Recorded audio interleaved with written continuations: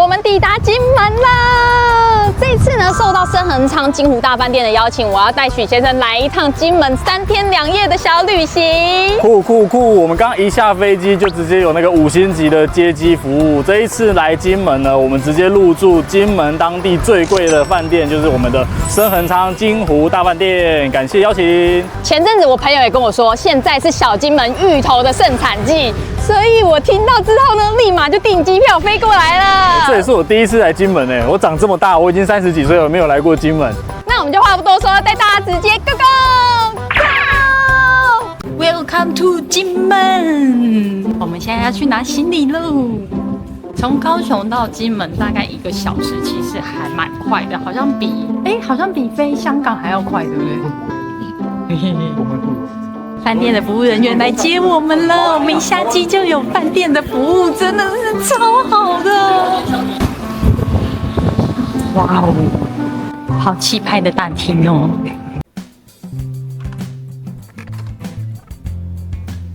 我们今天住的是931号房，也就是俗称的湖景房。先来带大家简单看一下我们的房间。一进门呢，这边是衣柜 ，OK。另外呢，这边是他们的咖啡吧。刚刚入住的时候有跟我们说，冰箱里面的东西都是饭店招待的，自己都可以取用。卫浴很大间呢。这边是有浴缸的，还有洗手台，简单的洗手台，茶籽糖的换洗用品，大台的吹风机，可以干湿分离。厕所就在这边。这一间房间最值钱的就是前面这个景，就是我，就是前面这个景，面向他们的太湖，面向整个太湖的一个 view， 很漂亮，有够漂亮的。我跟你说，这间饭店的房间有一个我最激赏的地方。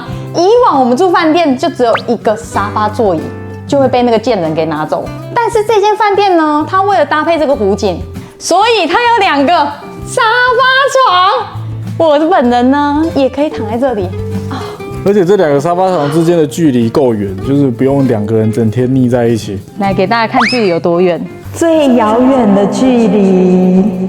在住金湖饭店之前啊，有蛮多朋友跟我说，金湖饭店其实是一个亲子友善的饭店。你们自己看，3楼的占地小学堂。占地小学堂除了小朋友可以玩的游乐设施之外啊，也有大人可以玩的。你看，就是许先生可以陪着凡凡一起来这边踢足球。前面室内这里有一个小赛车场，这个车我不能开，因为这个是限定小朋友可以用的。它后面还有 F1 赛车啊。我们来到了泳池。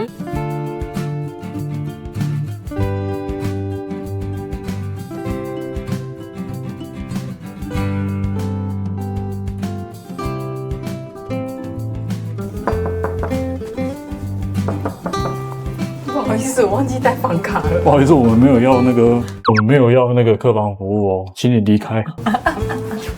忘记带了啦。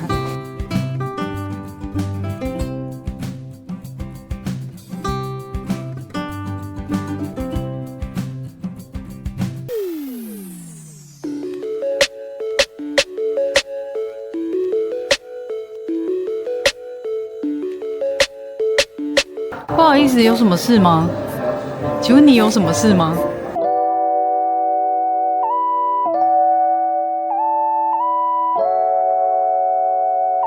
今天的晚餐呢，我们决定在饭店里面的湖光餐厅用餐。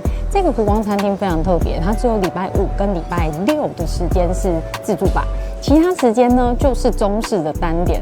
它中式餐点里面混杂了很多港式的料理。我们现在超饿的，我们就等菜上，然后再一一跟你们介绍我们今天点了什么东西。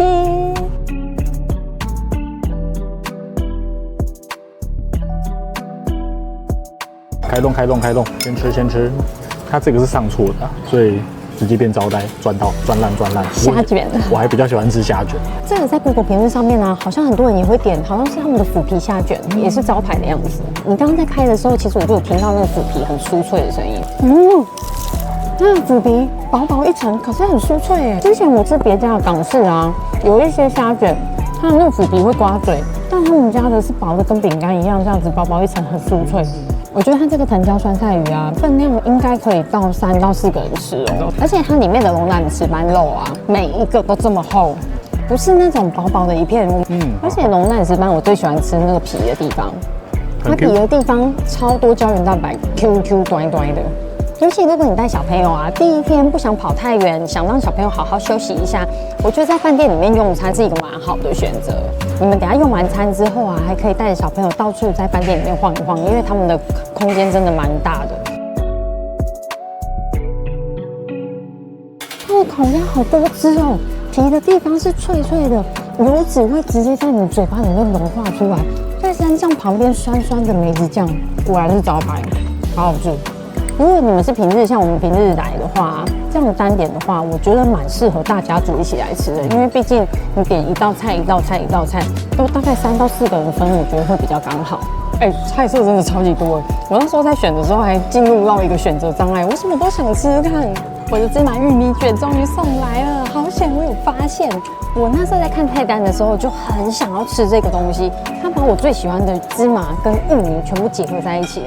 我本来以为它的芝麻芋泥是混在内馅里面，结果不是它的芝麻本人是外面裹了外面裹了白芝麻，里面是纯芋泥，吃起来意外的好吃外面那一层很像炸春卷的皮，脆脆的，再加上你咬到芝麻颗粒的时候，好香。中间的芋泥啊是甜香的芋泥，不会干，完全不会干。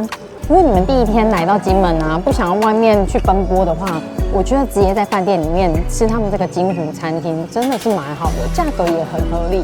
如果多人来，可以点更多样菜，那就更好了。吃完这一餐之后，让我更期待明天的早餐。那我们就继续用餐喽。大家早安，我们今天要来吃早餐，饭店的早餐。他们饭店早餐一样是在1楼的湖光餐厅，我们就直接进去用餐喽。我先带大家看一下buffet上面有什么东西。早安，早安，先生 ，Good morning 。我要先带大家绕一下，再决定要吃什么东西，因为buffet不能全部都吃，所以先看什么东西要吃是很重要的。不好意思，人都在用餐，可不可以不要在旁边一直吵？好了，来到了我最需要的烘焙区，先看到苹果酥，接着呢是他们的面包区。他们的面包区呢是旁边的咖啡厅做的面包，也都是他们饭店做的，所以大家如果还不知道要不要买的话，你们可以先在这边吃过一轮，再决定要不要去旁边的咖啡厅采购。接着呢，到了港点区，港点区我看一下有什么东西。小包子应该是奶黄包之类的东西，是挂包吧？挂包皮。哦，这个好像芝麻包哦，我等一下要吃。小粽子、烧麦、熟食区我看一下哈。这个好特别哦，它叫金门瓜西肉。不就是挂包里面的那个肉吗？为什么叫瓜西肉？还有肠子、烤培根跟炸物、烤青鱼。这边一样是炸薯条，这个青葱酥饼、油条。该不是我喜欢的芋头吧？但是呢，芋头蒸排骨，排骨人呢？排骨都剩下芋头，大家好像不太喜欢吃芋头。味噌汤、金门面线，还有许先生最喜欢的广东粥。怎么又遇到你了啦？旁边就是广东粥的一些小配菜，我最喜欢的豆枣、肉松，许先生喜欢的脆笋、干花生，这边就可以搭着他旁边的广东粥吃。地瓜、萝卜糕，这边有3地炒泡面。早安，这个刚那边蛋仔面，好，有手冲的联络餐，谢谢。那这边还有煎蛋、手冲的牛肉汤，等一下要来喝。这里就是蔬食区，南瓜、蔬菜，还有蒸玉米跟白粥。如果你不想吃广东粥，这边也有白粥。生菜沙拉区，一早吃生菜沙拉是非常重要的。水果区，还有许先生昨天硬要喝的养乐多，那我就要取餐了。Go！ 取完餐吃早餐喽。我跟许先生的早餐真的很不一样。你没有看到吗？满满的面包，面包，面包。然后它那边呢，就是在地的金门早餐。我这个是他今天早餐的5大特色，我来跟你介绍一下。请说。首先第一个就是来金门一定要喝的金门广东粥。广东粥。你在他们家的早餐就可以喝到金门广东粥，它旁边还有附一大堆小菜。老师，我有疑问，你用这个碗装广东粥，我非常可以理解。But 请问一下，小菜为什么用这个装呢？为什么要这样子呢？而且你真的很挑食，它里面呢只挑了那个酸笋跟花生。好，请你不要打断我。第二个他们家的特色就是这个金门面线，然后第3个特色就是金门一定要吃的炒泡面。炒泡面，我们这一趟还没有吃到的炒泡面，在饭店就直接让我们吃到了，直接在饭店吃就好。然后再来就是牛肉汤，哇，现冲的牛肉汤，现冲牛肉汤。我刚刚有看到你在那边拍，而且师傅刚刚有跟我讲说，现冲的牛肉汤一定要喝哦。还有最后一个它的王牌就是它的这个清炖牛肉面。清炖牛肉面。清炖牛肉面。我觉得它的牛肉面。这个肉是你自己加的，是不是？这个肉是他帮我加的。哦，他已经帮你弄好了。他那个就是一个手冲区啊，反正就是有一个师傅会在那边帮你直接处理好。我的5大套餐，对，广东粥、面线、现冲牛肉汤、清炖牛肉面，还有炒泡面，就是来他们家的早餐，这5样必吃，好不好？5样必吃啊！请问一下，这个小朋友是什么？养乐多。昨天我进来也喝了一瓶。我呢，则是主攻他们的面包，因为在入住的时候，其实他们就有跟我们讲，他们家的早餐吧提供的面包是他们的咖啡厅自己做的面包。你有看到这个吗？你记不记得这个是什么？那个巨蛋面包啊，牛奶巨蛋面包啊，它的小型版。今天刚好自助吧就有，因为有听说他们的自助吧的面包不一定是每天一样的，所以你们来可能就会吃到不同款的。我刚刚看到的时候，马上就给它拿去烤了。这个巨蛋面包据说是不加任何一滴水，好吃哎！它这个面包好吃哎，果然是不加一滴水，它里面很浓的蛋跟奶的香味，很单纯，它是没有包馅的，虽然很大一颗，可是没有包馅，单纯就是主要就是在吃它里面那个面包的香气。还不错哎，蛮好吃的，大家可以买回家，因为它的咖啡厅那边都有卖。你们如果想要带回去的话，要趁早，听说很快就卖光了。如果你们来金门啊，不想要一家店就是什么吃炒泡面啊、吃牛肉面啊，这样各个地方跑的话，他们这边的早餐就可以一站够足了。他们家的早餐很有金门的特色。还有蚵啊，那我们就继续吃早餐哦。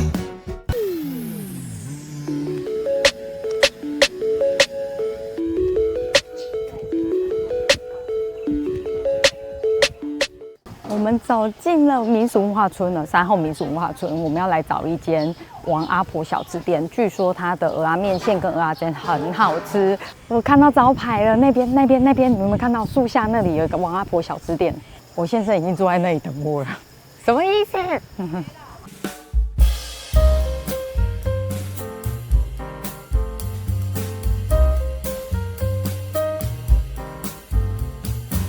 要浇水叫不好意思，不好意思，为什么你已经在这了？已经在等着吃饭了。你已经点餐了吗？点了。我们在这边点了一个蚵仔面线跟一个蚵仔煎，都是他们家的招牌。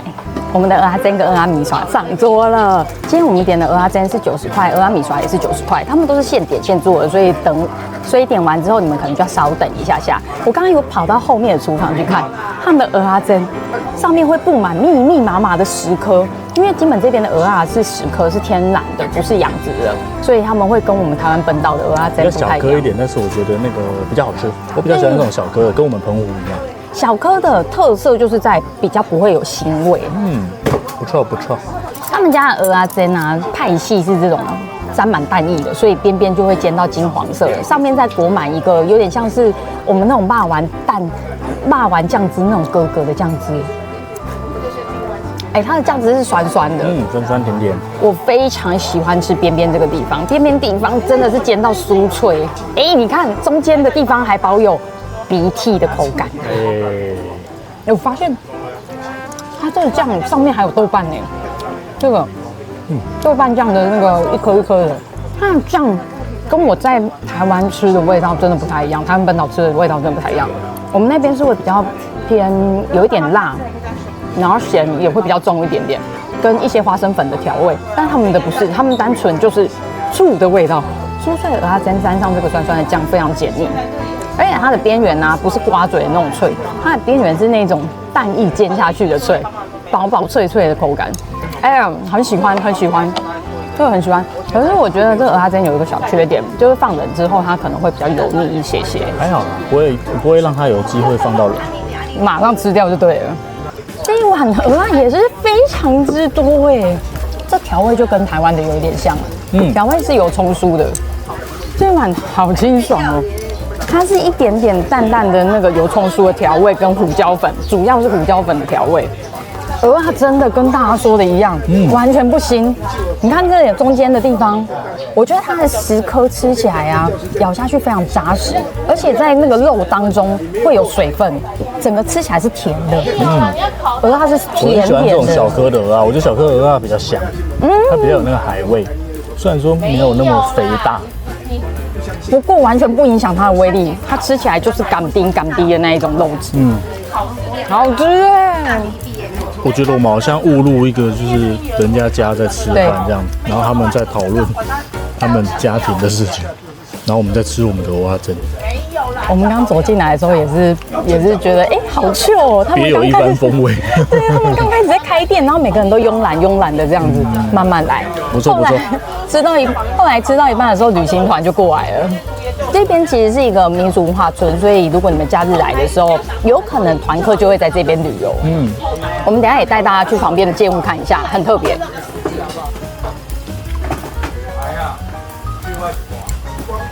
你之前是不是说过一句话，胖子吃东西就是好吃？就是这个画面，大家记住。最喜欢跟胖子一起吃饭，我很多朋友都是胖子，我很喜欢跟胖子当朋友，因为我觉得胖子人都很好，会喜欢吃东西的人都不是坏人。我也很喜欢胖子。山后民俗文化村其实是一个大聚落，它是闽南式的建筑。当初呢是华侨里面经商有成的人聚集族人一起来建这个地方，感觉就是以前的喝雅郎就对了。听说里面有个地方是可以投币，就是你可以许愿，像台中式的许愿池那种概念，你只要在那边许愿，然后回去就会经商。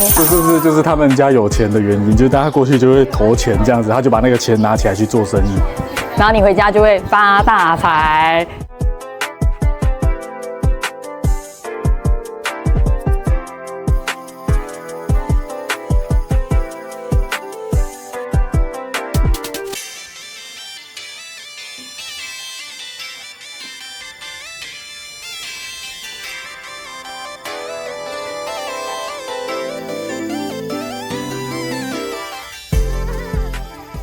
抵达马山观测站。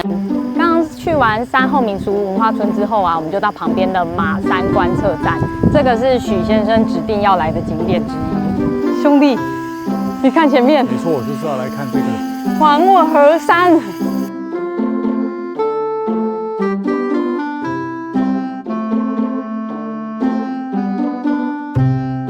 我们要进去观厕所喽。请勿奔跑啊！许先生身高1.8米，走在里面需要小心头部。我身高1.66，走路无需担心啊。哇，这边给大家一个参考。这个回音。有回音。我们走了蛮远的一条路。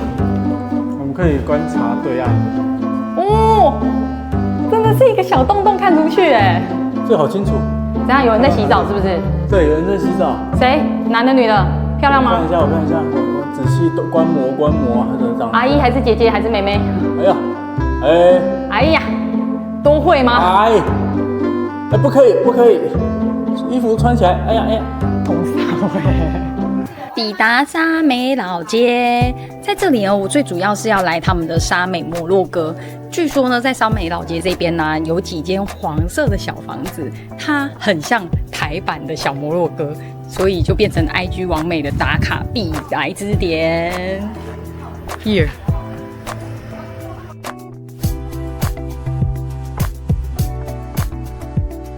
我老公呢，目前是嗤之以鼻。我跟各位讲，这个地方没事别来，非常无聊，就是只有让女人在那边拍照而已。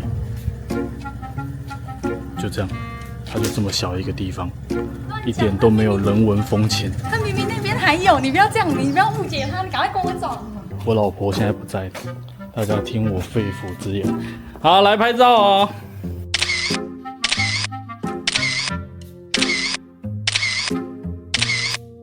沙美老街这边，我要来买一间米式烧饼，听说是来金门必吃的。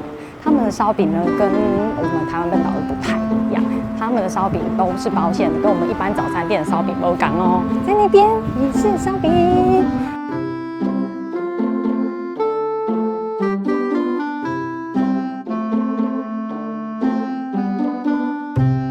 我买到米式烧饼了，来沙美摩洛哥这边呢，我最想吃的就是这个米式烧饼，因为米式烧饼它其实跟我们台湾一般早餐店的烧饼不太一样，它是有包馅的，而且他们家是有一个甜的，一个咸的。甜的呢里面是包2砂糖，咸的呢里面是包葱末加猪肉末那种比较咸口的感觉。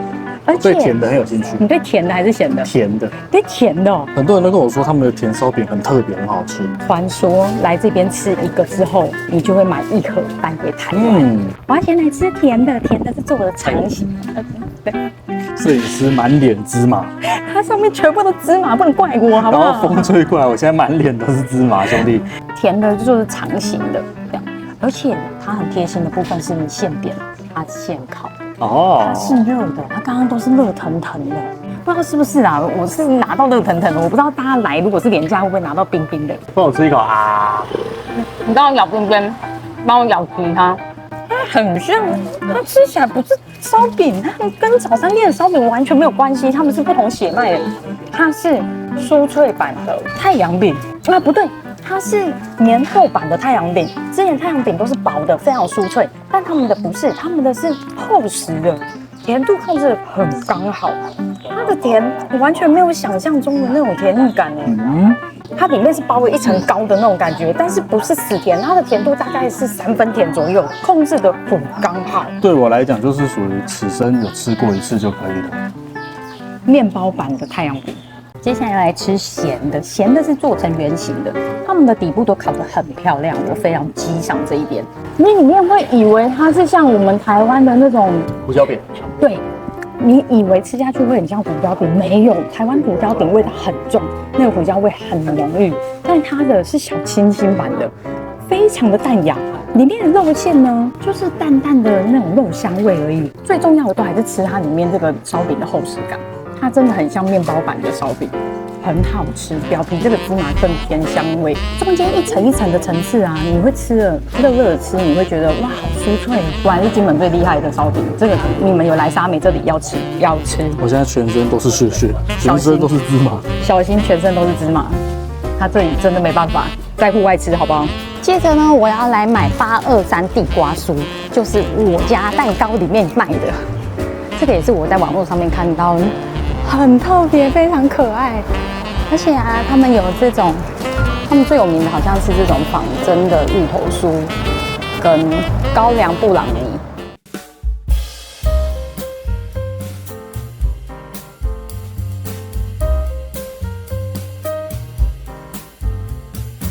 得了，823地瓜酥，酥。哎呦，炮弹爆炸了！快逃啊！空袭来啦！防空洞！我的天哪！我刚刚在我家蛋糕买了2个糕点，但是它的价格我有一点惊讶，因为我们这么小小一个是55块，我今天买的呢是8。等一下，不是我们这样小小一个是55块，是一个55块。我刚刚拿100块，我以为会找钱，结果他说，不好意思，是110哦，一个55。我刚刚进店里面就看到他们有蛮多奇特的东西，但是我这一次想来买的就是这个823地瓜酥，它里面呢是包地瓜馅的。另外一个也是我自己私心很想吃的蚵仔蛋黄，它有蚵仔蛋黄跟蚵仔麻糬，我就想要吃蛋黄的。我来吃吃看啊，这一口下去让我回想到我们盐城的玛丽哦，玛丽，它的栗子烧就跟这个一模一样，里面是很浓厚的地瓜内馅，外皮是糕饼的感觉。其实我觉得蛮好吃的。你那一口10块，不，我觉得蛮好吃的。它里面的地瓜不是那种甜到完全没有地瓜香气的，它是有地瓜香气的。虽然甜度呢大概8分甜左右，蛮好吃的啦。不过价格就是稍微高一点。如果你怕吃甜的人，你不要买，因为它是糕饼，它的甜度真的稍微高一点。地瓜很香浓，可以买看看。好喽，我们要来吃真的欧阿版的欧阿酥，它的表皮比刚刚那个823炮弹还要再更酥一点，底部这边真的是烤得酥酥的，中间内馅就是浓郁的芋头。金门的芋头真的蛮好吃的，他们的芋头香气很够，甜度也是一样，大概7、8分甜啦。你不喜欢吃甜的，你就都不要买这个。如果像我一样是芋头控或地瓜控的人，可以来吃吃看，蛮好吃的。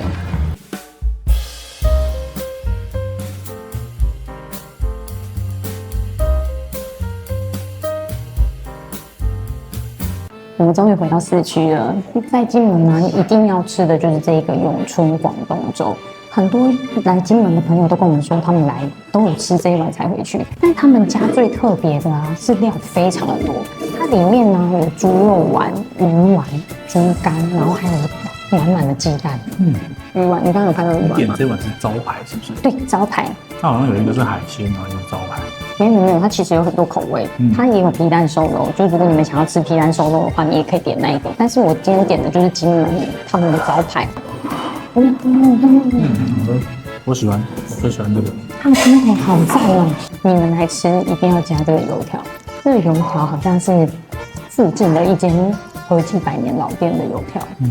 它的吃法一定要沾着它的粥一起，因为他们的油条，金门的油条其实有点类似面包。我想要吃过正常讲而已。很厚实，而且很 Q， 跟面包一样。因为油条不油腻，油条真的很像在吃双胞胎，比较饱感的双胞胎。在这附近其实有蛮多卖粥的店，如果你们来啊，有各自喜欢的口感，你们也可以稍微查一下。不过我们今天吃的这间永春呢，我觉得非常好吃。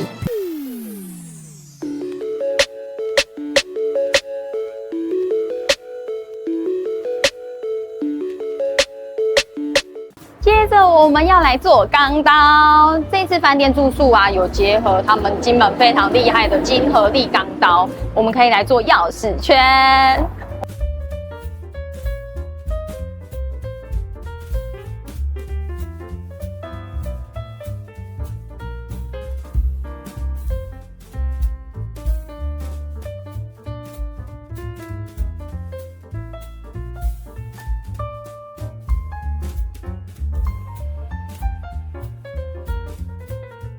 如果你们不看照片，看字面的意思，感觉退火像加温还是降温？青草茶，对，很多人吃西瓜喝青草茶，但是不是，我们的退火是加温，是加温，利用加热去改变作品。你要利用这个边边角角去挑哦，所以像我自己习惯会去抓一个角度，这样挑。因为你刀子做出来黑黑的嘛，经过抛光变亮，我们也可以把我们钥匙圈抛光变亮。哦，因为它面积比较大。那你记得挑的时候，你要垂直下去挑，垂直，然后四肢拿起来，噔噔噔。没错。K 在哪里？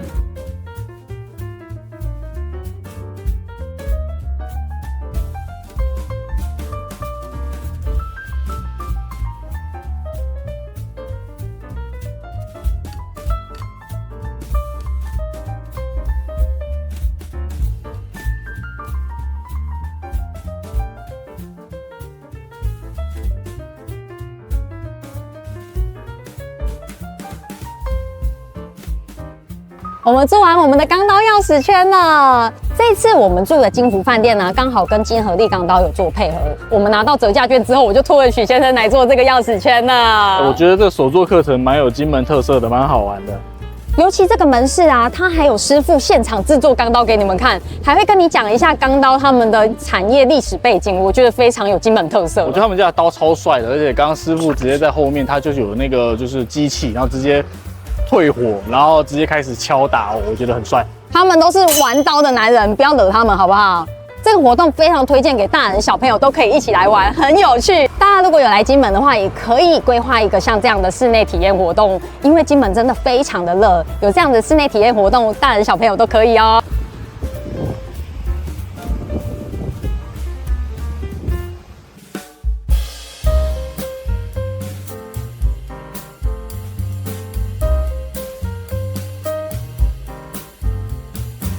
不好意思，我要一个卡士达的，谢谢。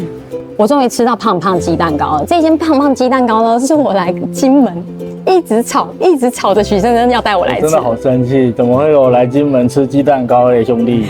他们家的鸡蛋糕不赶快，你看它的形状，它基本上呢是把金门的特产全部做成鸡蛋糕的形状。我看到那个形状，我有稍微原谅这件事情，因为它是战地风云版的鸡蛋糕，有战车，有水踏军，然后还有风师爷跟金门的城门跟这个后。哎呦，为什么会念？你知道吗？因为我们刚刚有先 Google 过，我们有增加知识，好不好？刚刚许先生一到摊位就说我要吃那个战车，我有说战车要给你吃吗？跟那个老板娘说战车给我，谢谢。总共有5种口味可以选，我今天选的是卡士达，它好像还有起司的啊、黑糖麻薯的啊，跟巧克力原味，你们自己都可以选。一份呢就是65块，但是口味不能混搭，有点可惜。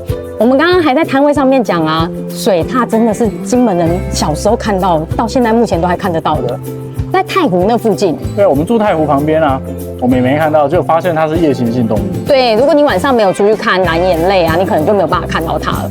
我们刚刚在路上啊，会发现太湖那附近的地标，路边都会有那个小心水踏的那个 logo， 所以如果你们骑过那里啊，出现水踏也不要太惊讶，好不好？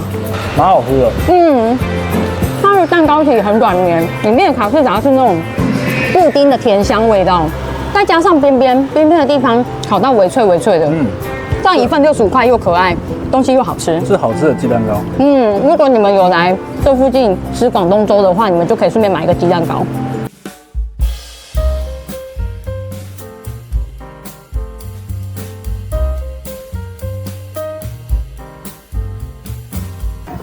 跟大家说一下，这边呢，它只有卖3样东西，一个是蛋狗，一个是蛋香，一个是炒泡面。我等一下跟你们说明蛋狗跟蛋香是什么东西。先去点餐。蛋狗呢，就是葱油饼炸过之后，里面加蛋跟热狗。蛋香呢，里面就是加蛋跟香肠，一个加热狗，一个加香肠。不好意思，我要一个蛋狗，谢谢。一个蛋狗就好，OK。对。我们来到了和泉购物中心，这个和泉购物中心呢，它就是在金湖这个地方，一家看起来很像柑仔店的地方。这个柑仔店呢，这个购物中心呢，除了有类似柑仔店的特性之外呢，它还有卖3样很特别的东西，一个呢叫做蛋狗，一个叫做蛋香，最后一个呢叫做炒泡面。都是那种很肥胖的下午茶。我今天呢点的是蛋狗。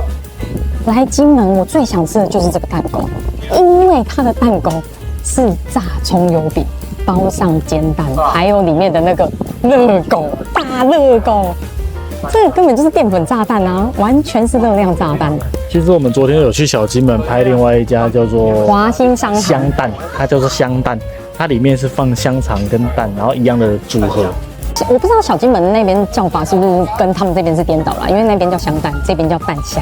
但是我还没讲完，我们昨天拍的那一家，回去看画面的时候，全部都录成慢动作，所以大家看不到那一家。这一家呢是在金门本岛，另外一家呢是在小金门，所以也要过金门大桥，你们自己评估路程。这样，好好吃，好好吃。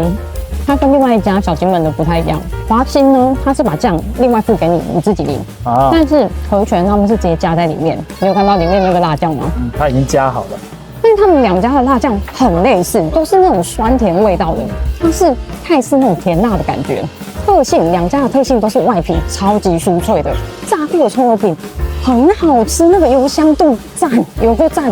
里面呢就是一样是煎蛋，可是我还没有咬到狗，我的狗，你的狗在中间。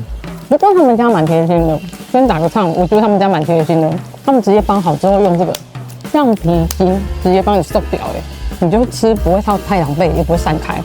那这狗呢，就是我们一般在夜市吃到的那种炸热狗，里面那个只是变得很粗。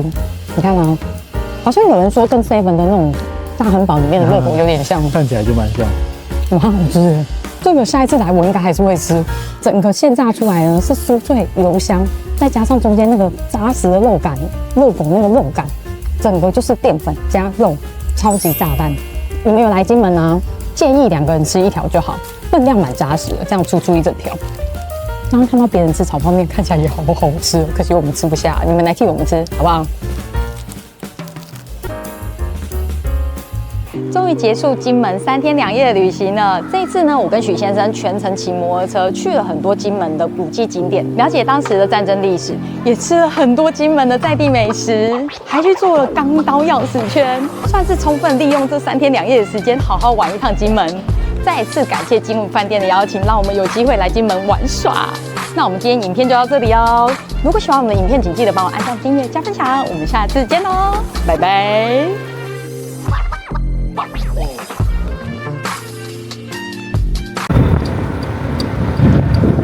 看前面这里，水獭出没，请小心。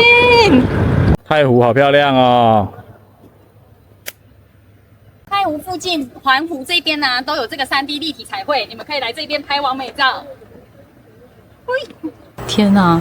当时民国38年的时候，所有金门人不管年龄、性别、婚姻状况，都有为国家效力的任务。你们自己看，从11岁以下，这是什么环境啊？天哪！当时的社会不知道就是有一种很难过的心情。哇，看这个真的是